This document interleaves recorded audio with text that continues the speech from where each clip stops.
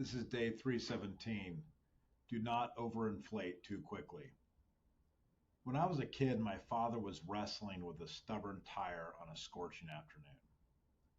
The tire had gone flat in the night after he had just changed it. That felt unfair to him, and he was frustrated. These were the days when steel belted radial tires inspired more doubt than confidence. He rolled out an air compressor to get that tire filled fast so we could limp along and get on to the shop to buy another tire. He plugged the compressor in, and as the gauge climbed, the tire rounded, and just as he reached towards the switch to turn everything off, the tire exploded. The blast knocked him back several feet. The sound was a crack of thunder in our driveway. I still remember the smell of hot rubber and dust, and the deathly silence that rushed in after the echo of the tire exploding faded. That moment lives in my head as a quiet warning. Do not inflate too quickly. Over the years, I have found the warning applies to more than just tires. It applies to plans, to companies, and people. Fast inflation feels attractive. It promises quick progress and a story worth telling. Yet it often ends the same way as a rushed tire ends, with a blowout that leaves you further behind than when you had started. In my experience, there is something worse than failure. It's sudden success that finds you unprepared, the kind of win that exposes the weakness you have been ignoring. You do not enjoy that victory. You spend it patching leaks and cleaning up debris. The tire offers a simple picture. The tire needs the bead to seat evenly on the rim.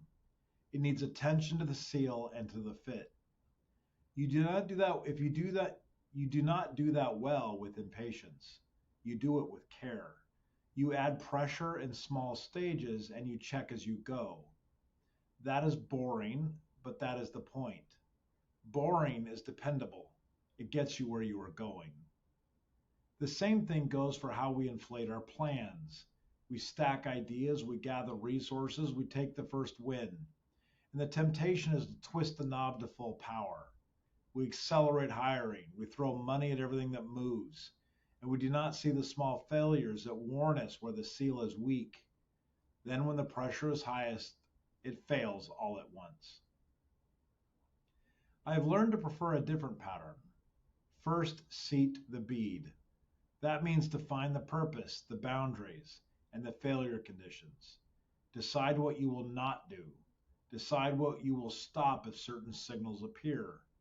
Then add pressure in stages. Run a pilot. Narrow the scope. Watch the gauges that matter.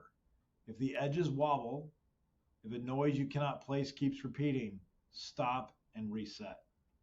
Finally, keep a release valve. Have rollback plans. Have the humility to slow the compressor when your ears are telling you that the tire is not ready. Now, the most common and costly version of inflating too quickly happens with people. You meet someone who shines. They have natural talent. They talk well. They pick up complex things in a day that others take a month to grasp. You want to keep them. You want them happy. So you inflate them. You praise too early. You promote too fast. And you hand them a crown they have not carried the weight to earn. I say this with some regret because I've been on both sides of this story. I have been the young and eager technical talent who received too much too soon, and I've also been the executive who gave it. When you overinflate a person, you create a false measurement. They begin to associate attention with progress. They learn the wrong lesson about effort. Their compass points towards applause instead of craft. You might see an early rush of results, but you also see shortcuts. You see the habit of starting without finishing. You see the talent that will not take feedback. You see a growing fear of hard problems that do not produce quick wins. I have watched rising talent with real promise drift into lazy orbit because the rewards arrived untethered from the work. The tragedy is not that they failed. The tragedy is that we never found out what they could have become. We did not seat the bead before we pumped in pressure. If you lead people, slow your compressor. Build a path that rewards the right signals. Reward showing up every day. Talent is a gift, reliability is a decision. Celebrate the person who arrives prepared and on time, who keeps commitments when no one is watching. Reward competition. Start lines are exciting, finish lines build cultures. Praise the ones who close loops, write the documentation, clean up the tools, and make it easier for the next person. Reward teachability. Make feedback normal, make it specific, calm, and frequent. Notice those who can take a note without argument, adjust their approach, and then try again. Reward learning from mistakes. Put more value on the debrief than on the victory lap. Ask what changed in the method, not just the outcome. Encourage simple systems that prevent the same error from repeating over again. Reward service to the team. Look for the person who lifts others, who shares context, who gives credit, who leaves the environment better than they have found it. These rewards create a steady kind of pressure. They help a person expand in a way that is sustainable. Responsibility grows with trust. Scope follows proof. The dignity of their role increases because their character can bear it. If you are the one being inflated, ask for friction. Ask where you are missing the fundamentals. Ask what you need to master before the next step. Choose practice over spotlight, craft over charisma, and patience over momentum. You will still move fast. You will simply be strong enough to handle the speed. When I think back to that summer day, I can still see my father pick himself up and shake his head.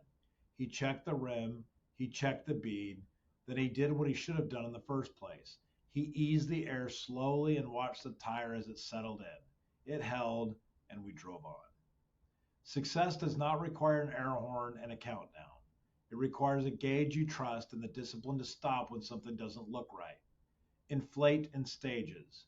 Give your plans time to seat. Give your people time to earn. You will travel farther on pressure that is built with care than on a rush that ends in a bang. The conclusion: the world rewards speed, but life rewards durability.